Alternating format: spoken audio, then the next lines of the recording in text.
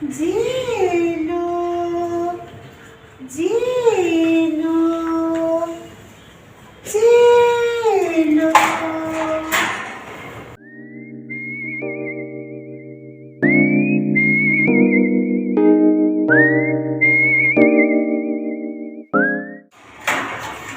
জিলু খাও খাও।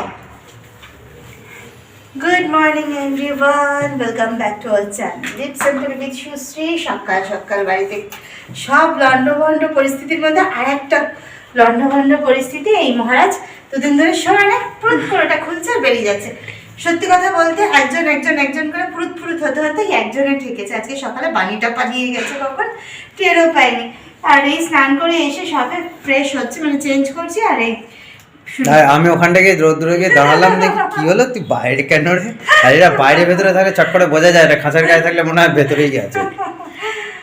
তো এইভাবে দেখতেই পেলে কিভাবে ঢোকালাম খাবারের বাটিটা দিয়ে। ওটা ওর খুব প্রাণের থেকেও প্রিয় জিনিস, ওটা দেখলেই মোটামুটি ওর ভেতরেও ঢুকে যায় সেই চৌবাচ্চা বাচ্চাবে ঢোকার মতো করে। তো ওরকম ঢুকে গেছে আর এসে ঢুকিয়ে দিয়েছি ভেতরে। আসলে কিছুই না, পাখি পুষতে না সত্যি কথা বলতে জানো তো একদম ভালো লাগে না, কিন্তু কি করবো, যাই হোক খিরিকের বসে নিয়ে এসেছিলাম। আর এখন ছেড়ে দিতে মন চায় না, ছেড়ে দিলে তো ওদেরই বিপদ। বলো, ওরা তো ওইভাবে উঠতে পারে না, খাঁচার মধ্যে থেকে থেকে জন্মের পর থেকে ওরা যেখানে থেকে কিনে এনেছে সেখানেও খাঁচায় থেকেছে, এখনও খাঁচাতেই। তো ওদের ডানায় তো সেই জন্যই এখন যদি বাইরে ছেড়ে দিই না বা ওদের উড়ে যেতে সাহায্য করি, কিছুই না, ওরা উঠতে তো পারবে না, উল্টো অন্য পাখিতে ঠুকরে মেরে ফেলবে। এর আগের পাখিগুলোর জন্য খুব মনটা এই কারণে খারাপ হয়। তো একটা এই বিষয়ে একটুখানি বলি, তোমরা যারা পাখি পোষো বা যাদের বাড়িতে পাখি আছে কিন্তু রাখতে চাও না কোনো কারণে, তারা না ওইভাবে উড়িয়ে দিও না পাখিকে। তাহলে কি হয়, অন্যান্য যে পাখিরা, বিশেষ করে কাক বা এই জাতীয় পাখিরা এদেরকে ঠুকরে মেরে ফেলে। আর একটা জিনিস, আমি কিছুদিন আগে একটুখানি গুগল সার্চ করতে করতে একটা ভিডিও দেখছিলাম। আমাদের কলকাতায় একটা সংস্থা, আমার না তখন মানে একটা মোশানে মধ্যে হয় না, অনেক সময় চলে যায়, পরে ক্লিক করে যে সেটা ভালো করে আমি দেখলাম না কেন, ঠিক ওরকমই হয়েছে বিষয়টা। তো খুব গুরুত্বপূর্ণ দিয়ে তখন দেখিনি, পরে ভাবছি দেখলে সত্যি ভালো হতো। তো ওটা আবার আমি সার্চ করে বার করার চেষ্টা করবো, এবং বার করতে পারে তোমাদের নিশ্চয়ই সেটা আমি জানাবো। তবে আসল বিষয়টা বলি, বিষয়টা হচ্ছে পাখি ব্যাংকিং। মানে পাখি ব্যাংকিং ইন দ্য সেন্স কীরকম, ধরো তোমরা তোমাদের বাড়ির পাখিটাকে রাখতে চাইছো না, মানে ওরা বার্ড অ্যাডাপ্টার আর কি, বাড়ির পাখিটা রাখতে চাইছো না কোনো কারণে, ছেড়ে দিতে চাইছো বা কিছু, ওদের কাছে দিয়ে দিলে ওরা সেই পাখিগুলোকে সেইভাবে আস্তে আস্তে ট্রেন্ড করে তারপর বাইরে মানে ছেড়ে দেবে, প্রকৃতিতে ছেড়ে দেবে, যাতে ওরা নিজেদের খাবারটা খুঁজে খেতে পারে, উঠতে সবল হয়, বাকি পাখিদের সাথে নিজেদেরকে অ্যাডজাস্ট করে চলতে পারে। এই পুরো বিষয়টা ওদেরকে আস্তে আস্তে রপ্ত করে তারপর ওরা জঙ্গলে ওদেরকে ছেড়ে দেয়। তো সেরকম মানে সেটা এই জিলরা যখন এক এক করে পালাচ্ছে তখন আমার মাথায় ক্লিক করলো, সত্যি যদি এটা আগে মানে ভালো করে সেদিন দেখতাম তো এগুলোকে সেখানে দিয়ে দিতে পারতাম। তো যাই হোক, জিলকে তো আলটিমেটলি দেখলে ধরতে পেরেছি, ও এখন সেফ, ভেতরেই রয়েছে। আর বিভৎস কিন্তু ঠান্ডা পড়েছে, মানে শীতটা বোঝা যাচ্ছে। পৌষ সংক্রান্তির হাওয়া দিচ্ছে, বিভৎস পুরো উড়িয়ে নিয়ে যাওয়ার উপক্রম। আর আমাদের ট্যাঙ্কের জলটা কত, জানালাটা খুলে দে, ওকে ঢুকিয়ে দিয়েছে। এই দিক থেকে মাথা আর কিছু কাজ করছে না। জিল পালিয়েছে, ওর মাথাটা হয়ে গেছে, তার মধ্যে বানি চলে গেছে সকালবেলা, সব মিলে মাথা কাজ করছে না। তো যাই হোক, বিভৎস ঠান্ডা লাগছে। আমার তো বিজানি এই জলটা একেবারে মানে কনকন করছে, পুরো মনে হচ্ছে বরফ গোলা জল। স্নান করার সময় কখনই বেশ কষ্ট হচ্ছে, আগে গরম গরম এক কাপ চা খাই, তারপরে গল্প শুরু হবে, আড্ডা, গল্প আড্ডা আর চলছে না, গল্প আড্ডার আর সময় নেই একদম একটু। আচ্ছা, বাবলস পেপারগুলো বোধহয় কালকে দিয়ে যাবে। কালকে অবশ্য কখন বলিনি, কালকে প্রচুর কাজ আছে, সেটা আমি ওকে পরে টাইমটা বলে দেবো। তুমি বললে না কেন কালকে, না আজকে? যদি আজকে হবে না বলেই দিল, আজকে হবে না। ঠিক আছে, তো আর কি করার। ও তো প্রথমে বলছিল আপনারা রেখে দিন, আমি গিয়ে প্যাকিং করে নেবো। কখন তাই করবে, সেটা দেখে নাও, যেটা ভালো মনে হবে বলে দেবে। কিছু জিনিস আমার দরকার, ওই জুয়েলারিগুলো।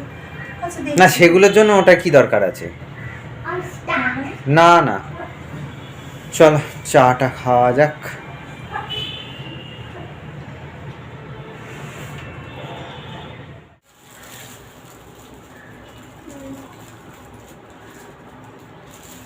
Some of the important rights and given here, right to equality, right to freedom of speech, freedom to speak without fear, right to follow any religion, right to justice, right to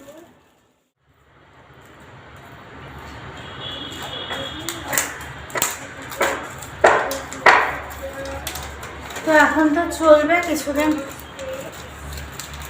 এই সমস্ত কাজকর্ম, গোছগাছ তো ওদিকে হচ্ছে, তার পাশাপাশি এটাও তো একটা বড় দায়িত্ব থাকে। এইগুলো তো নিজের মতো করে লাগিয়েছিলাম, তো আমাদের যে মানে বাড়িওয়ালা কাকু ছিলেন ওনাকে বলেছিলাম যে যাওয়ার সময় আমি আবার এগুলো রিমুভ করে দিয়ে যাবো, তো সেই কথা মতো না ওনার একটা ভয় ছিল যে কি হবে, সব দেওয়াল একটু উঠে যাবে, এরকম একটা ধারণা ছিল না। হ্যাঁ অ্যাকচুয়ালি সেরকম কিছু নেই, স্টিকারগুলো কিন্তু ইজি রিমুভ করা যায়, একটু সাবধানভাবে কাজ করলে খুব ইজিলি স্মুথলি বিষয়টা রিমুভ হয়ে যায়। কিছুই না, দেখো জাস্ট একটু নখ দিয়ে ফুটের সাইডটা তুলে দিচ্ছি, দিলেই আস্তে করে টানলেই পুরোটা উঠে যাচ্ছে, যেটা হয়। এছাড়াও আরেক একটা প্রসিডিউরস আছে, দুটো প্রসিডিউরস। একটা নাম্বার হচ্ছে একটা স্প্রে পাওয়া যায় শুনেছি, সেই স্প্রেটা দিয়ে নাকি এটাকে একটুখানি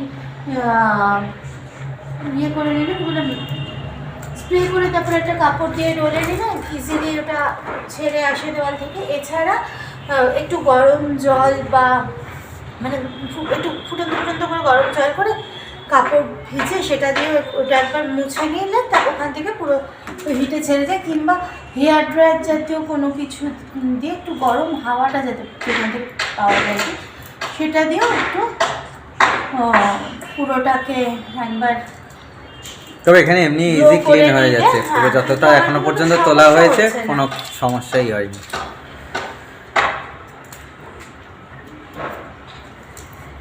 তো এদিকে তো যেহেতু তনুশ্রী সমস্ত এই কাজগুলো নিয়ে ব্যস্ত রয়েছে, আজকে রান্নার পার্টটা আমি সামাল দিচ্ছি। চিকেন আর ভাত, শর্টকাট রান্না যেটা হয় করে নেওয়ার, কারণ এই কদিন আর একটু বেশি করেই করে রাখছি যাতে এই কটা দিন চলে যায়, অন্তত দুদিন তো অন্তত চলুক।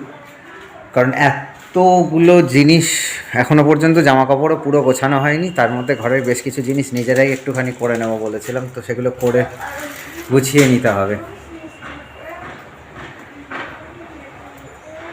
আর তো এই সমস্ত কাজকর্ম হচ্ছে না, মানে যার জন্য একটা বড় কাজ একটুখানি এই কদিন রুটিনের বাইরে রেখে দিয়েছি, সেটা হচ্ছে ঘর বাড়িটা মোছা, কারণ সত্যি সম্ভব হচ্ছে না। কারণ এটা সম্ভব হচ্ছে না থেকে বড় কথা এই তো, লাভও নেই, এখনই যদি পরিষ্কার করো এক্ষুনি আবার নোংরা হবে। ওই জন্যই আর এই কদিন আর এইসবের দিকে, ঘর বাড়ি পরিষ্কার করার দিকে একেবারেই সময় দিচ্ছে না, কারণ আবার বেরোনোরও মানে বাইরেরও কিছু কাজ আছে এই সমান্তালে, সেগুলোও না সারলে নয়। তো এই সেটা করে রান্নাটা হয়ে গেলেই খাওয়া দাওয়া করে বেরোতে হবে। তোমাদের সাথে যে একটু দাঁড়িয়ে দুদণ্ড কথা বলো সে সত্যও পাচ্ছি। চলো তুমি যতটুকুনি পারবে ততটুকুনি এখন করো, পরে আবার হবে ক্ষণ। এদিকে কিন্তু ঘড়ির টাইমও দৌড়চ্ছে। হ্যাঁ সবই উঠে গেছে একদম ক্লিন হয়ে, শুধু মাঝখান দিয়ে যেখানগুলোতে স্টিকারটা ছিল সেই জায়গাটা ক্লিন রয়েছে পুরো।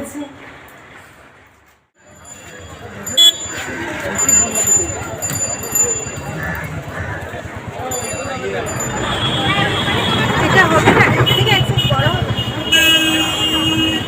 হ্যাঁ এই কালারটা একসাথে অর্ডার দেবে তোমার বাড়িতে আসবে। না ওইটা বোধহয় ছোট হবে। লিপ টিপ নেওয়া হয়ে গেছে। মা প্লিজ এক সেকেন্ড, আমি দুটো ফ্রান্সি কিনবো, আমার একদম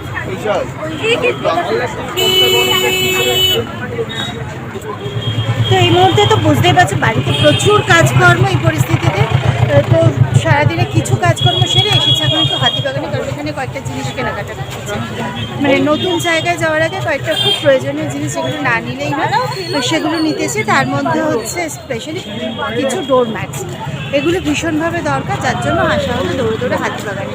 তো চলো চটপট করে মেটিয়ে নিয়ে তারপর বাড়ি গিয়েও, কারণ এখন দম ফেলার সময়।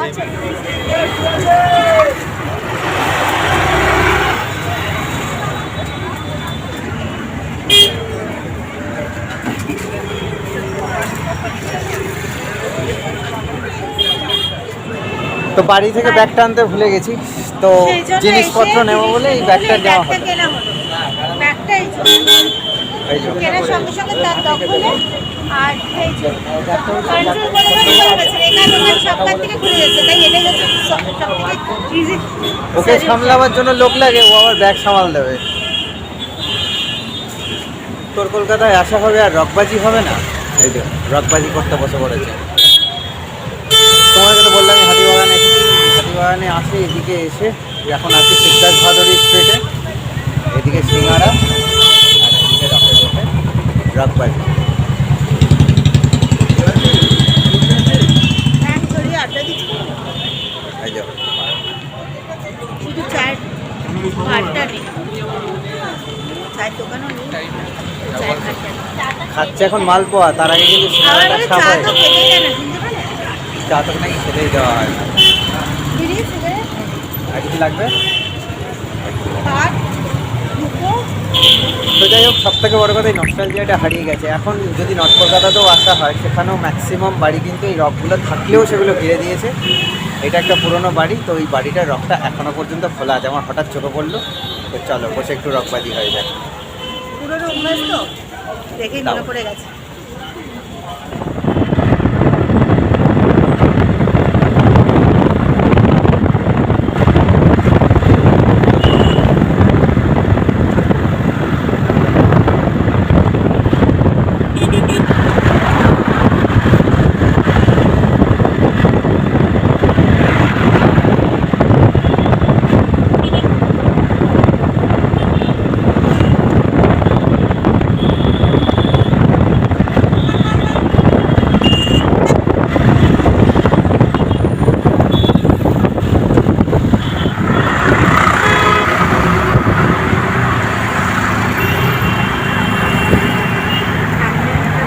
জমে গেছে। এই যে ওখান দিয়ে অতটা যাচ্ছে, উপরে হাওয়া দিচ্ছে, সারাদিন।